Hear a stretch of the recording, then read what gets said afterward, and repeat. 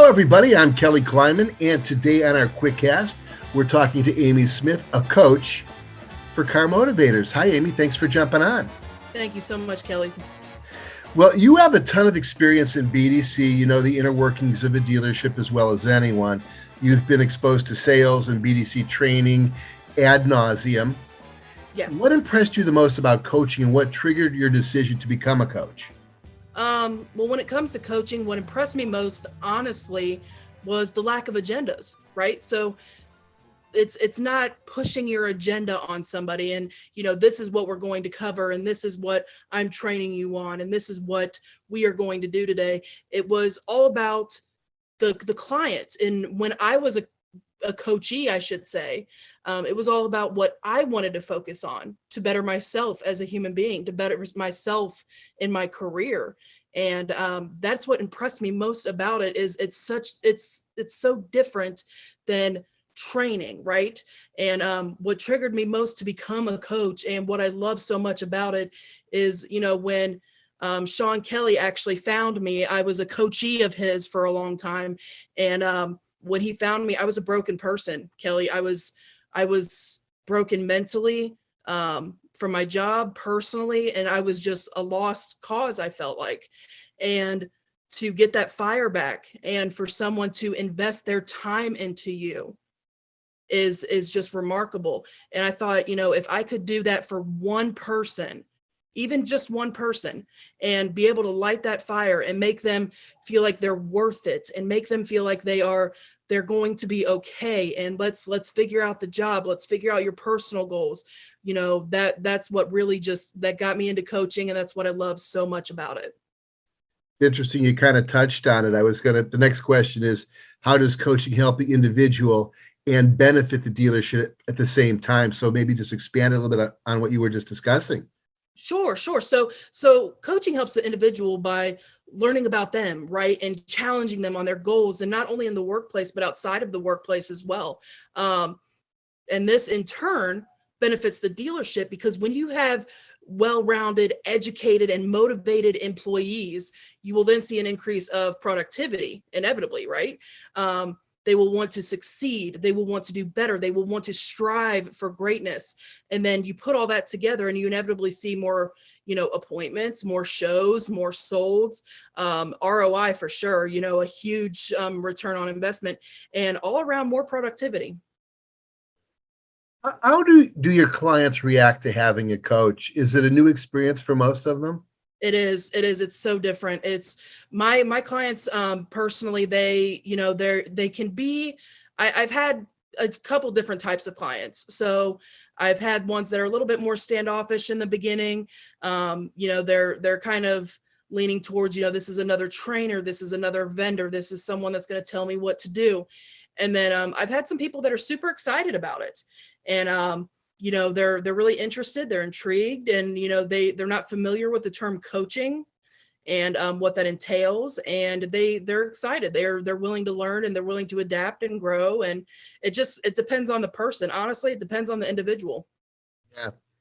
You touched on the next question to some extent, because there's so many different kinds of people in a car dealership that make up the entire spectrum of staffing.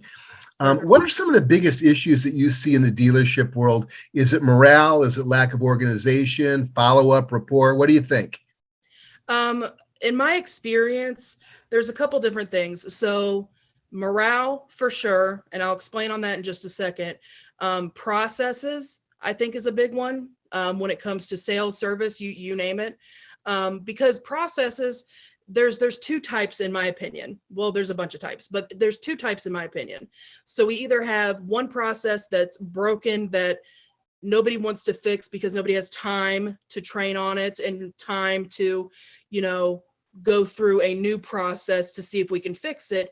Or there's the people that there's so many different processes in place, and, there's so many different processes that are going to be changed. And we're trying to change them up, and we're trying to try new things, but then we can't figure out what works because we're constantly changing it. We don't know what works and what doesn't work. You know what I mean? So it's very difficult in that aspect. And I also think there's the aspect of too many chiefs and not enough Indians sometimes. In the aspect of, tons of managers micromanaging, and that can just bring down the morale, because when you feel like you are an employee that's not trusted and not valued, it brings down your productivity, for one, because a lot of people will be like, why try? I'm going to get yelled at anyway. I'm going to be demoralized anyway. What's the point of even trying? If I set the appointment or I don't set the appointment, it's just an all around, morale, processes, and I would say rapport for sure, and I think, when it comes down to it, getting to know your staff, getting to know their families, getting to know them. I know that there's the constant thing, well, I'm not coming to work to make friends, and that's okay. I don't think you need to go to work to make your lifelong best friend. But I also think getting to know people and getting to know what triggers them, how they want to be talked to, how they want to be handled, I think that's so beneficial in how they, their productivity and how they perform. And I think it's just something that's lacking in the industry. Appreciate that answer. I'm going to put you on the spot. Give us a couple case studies, folks that you've worked with and the results you've gotten. I gave you time to adequately prepare this, because I know recently we've gotten some great testimonials from people who've worked with you that, man, they're fantastic. So fire away, blow your horn. Here's your trumpet. Yeah. So there's a couple of girls that I coach in Brooklyn, New York, and they were super excited to start coaching. And since we've started coaching, we've worked on their personal goals, their professional goals, and they both have achieved miles of both. They've been working on anything from their health to, even getting a driver's license, to appointments and setting appointments and having them show, and their results are skyrocketing. And, we text all the time, we coach on a weekly basis. And I think that's what really breaks the barrier, is being able to, talk to them as friends, and being able to talk to them as, hey, I'm a human being, and make myself available for them, just like I do any of my other clients. I have another guy who I work with who, begs for coaching. He can't wait for coaching. He doesn't want to wait 2 weeks. And, his successes have been for, going from, being timid on the phone and not really wanting to, work on the phones and text messages, what works best, to now he blasts through phone calls. And, he knows that, trying to get them on the phone first and then maybe sending the text message can sometimes, not all the time, but can sometimes be the key. I mean, I could go on for days about it, but, I've got a lot of clients that are super happy, and their productivity is through the roof. They're happy. And that's my main thing, is to make them happy and happier at their job, happier to be where they're at and doing what they love.